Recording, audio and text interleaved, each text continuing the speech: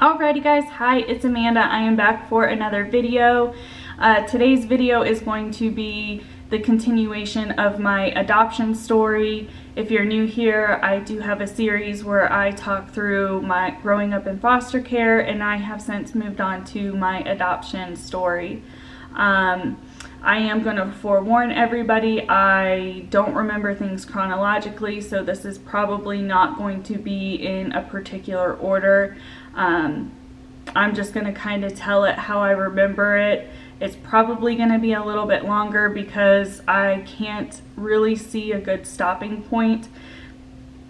I've tried to tell this and film this a couple of times already, and it just hasn't worked out. It seems weird to cut it off at different, pretty much at any spot. It really feels weird without just talking through it.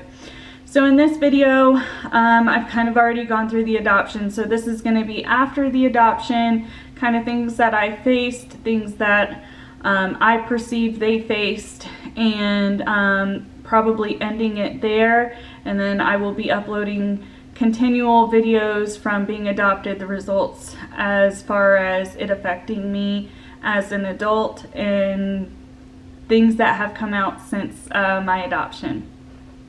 So we left off shortly after I had been adopted, and in that I said I was still scared and I was still not sure. And that's kind of where we're going to pick up. Is I knew that this adoption had happened. I knew it was official because I had gone to court. I knew this was supposed to be my family moving forward, but I was scared. I was scared that it wasn't going to last, that something at some point was going to happen where I was not going to be able to have a forever family, or this was not going to work out in the long run.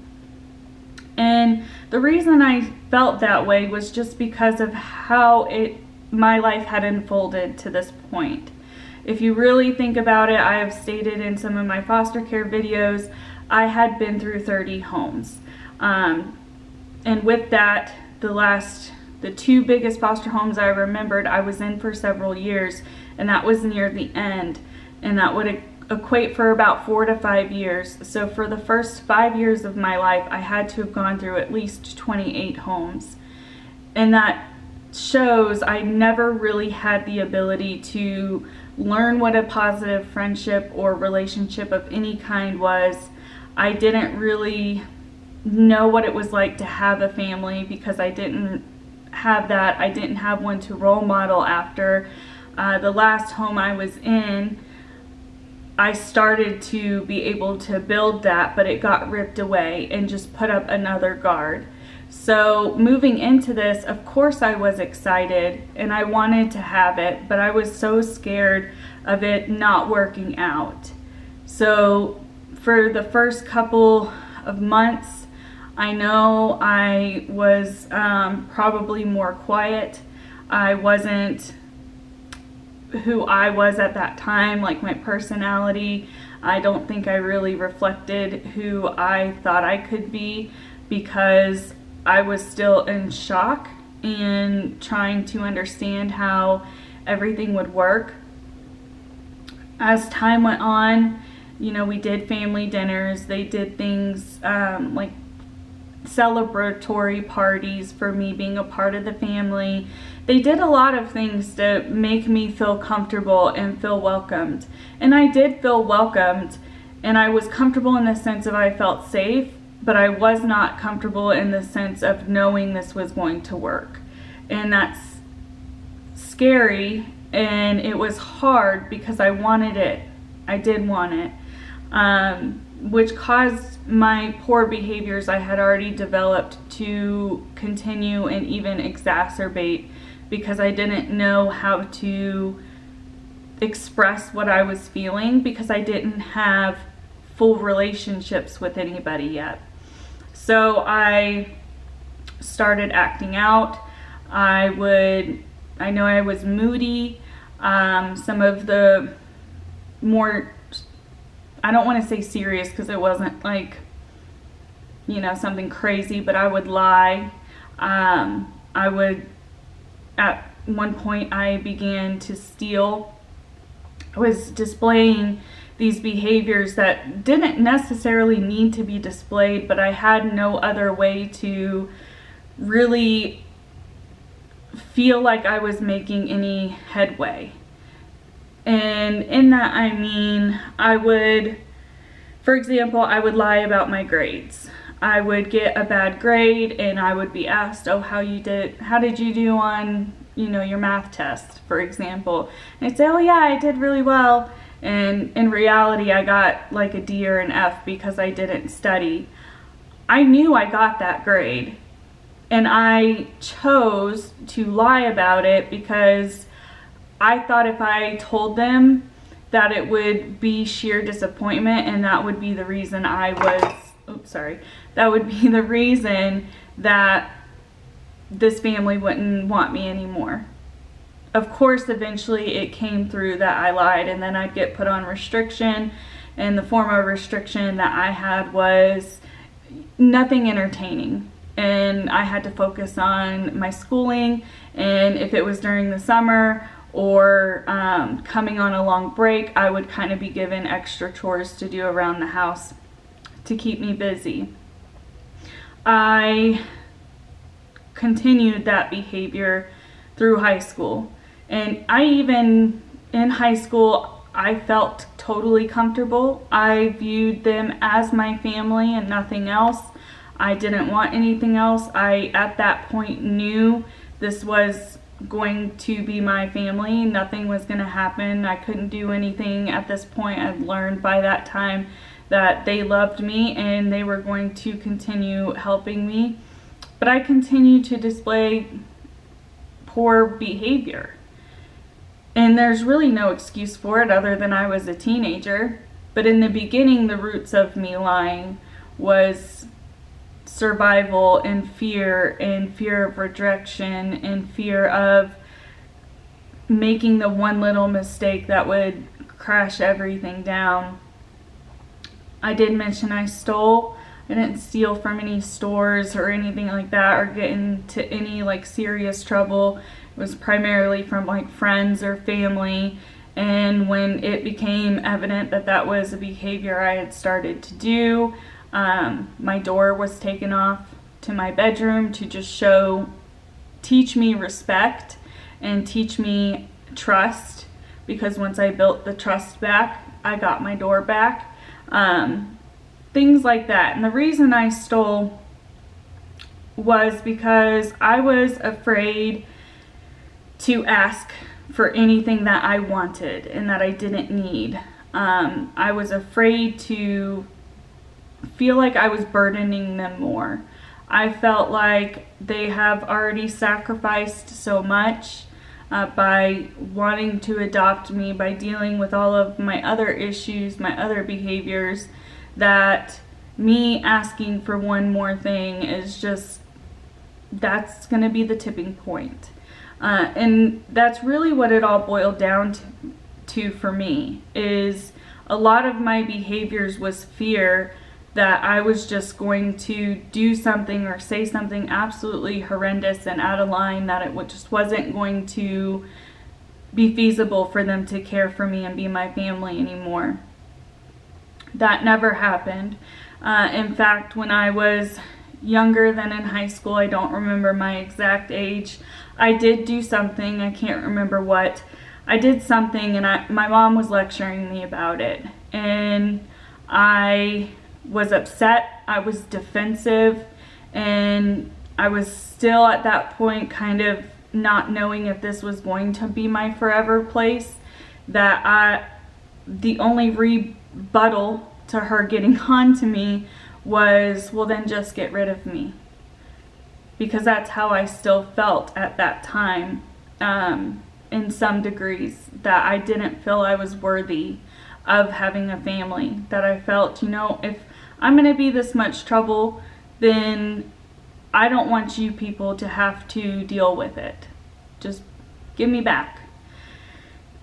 And I mean, it wasn't a normal conversation like I'm having now. I was screaming and I was crying, and it was an event, that's for sure. And her response to me was, it doesn't matter what you do. It doesn't matter how bad things get. I'm going to love you no matter what. We are not going to give up on you. And I can't remember, like I said, how old I was, but I know it was somewhat new into the adoption. And I know I'm backtracking, but that was really where I feel I let my guard down finally. And it was a fear that I did continue to have in the back of my mind, probably until I was an adult. Even though I knew they loved me, I knew I was part of the family, but I had been so disposable, not by my own doing, of course, but I was a child who had gone through all of this. I felt I was so disposable that it's always a possibility.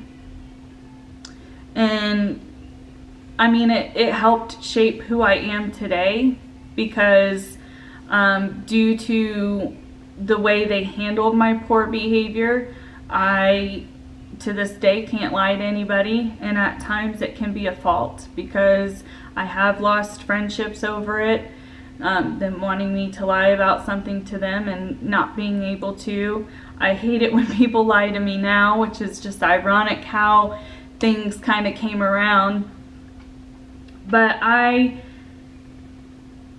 don't think I will ever actually, I think the reason I have struggled with providing this part is because I don't think I can ever actually fully articulate all of the feelings and everything that had gone on in that time frame. It was years, like I said.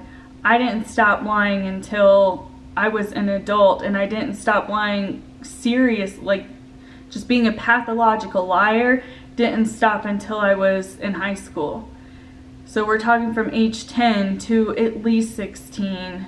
I just continued to be a pathological liar because I would lie about the dumbest stuff at times.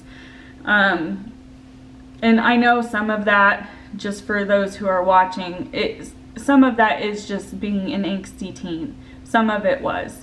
But not all of it. And, you know, the stealing phase I went through was short-lived. And those sound like silly behaviors to really amount to changing somebody, but they are, because an adult who is okay with still lying about something serious could affect you in so many ways.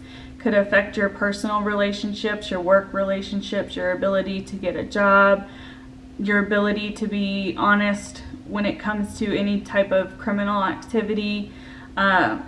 It can be long lasting if those morals are not corrected when you are at an age where it can be.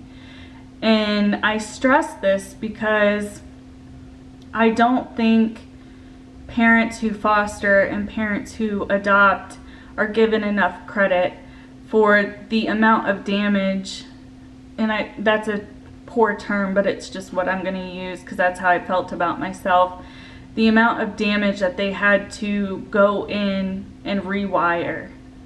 I don't think anybody ever gives them credit for all of that. And it's not really known, it's not public knowledge what foster parents and adoptive parents and even the children face, which is what has encouraged me, along with some of my viewers and my family who is extremely supportive of me sharing my story, to get this out there so it is more common knowledge. I know a lot of people aren't going to probably see this video in my lifetime, and I'm okay with that, but the few people who do, I hope I'm making some kind of an impact on, and maybe providing a little bit of hindsight and education to, especially with the climate that social media is in regards to family vloggers and other genres. I think it's important for people to feel that they can learn stuff and see through the person that is talking to them, because we're seeing that a lot being an issue, with people not being genuine and being themselves. And I hope that I am only able to portray that to you guys. And like I said, I always just really want to provide information and tell my story and maybe help others. I don't think I'm going to tell anything else. We're kind of to a point where I feel comfortable. It's okay to stop. I will be continuing this from high school going on, so I will have more parts to this. If you're interested in that, go ahead and subscribe. If you like this kind of content, you can give the video a like. If you have any questions, feel free to leave them down in the comment section. I apologize if I seem drained or not as animated as normal. I didn't want to miss an upload, and I've just got a lot going on in my personal life that has kind of taken my mind away from this, but I do feel this is important, so I'm going to truck along and try and keep things as normal as possible. So guys, I think that's going to be it for me. I hope you have a good day, evening, night, wherever you are, and I will see you next time. Bye!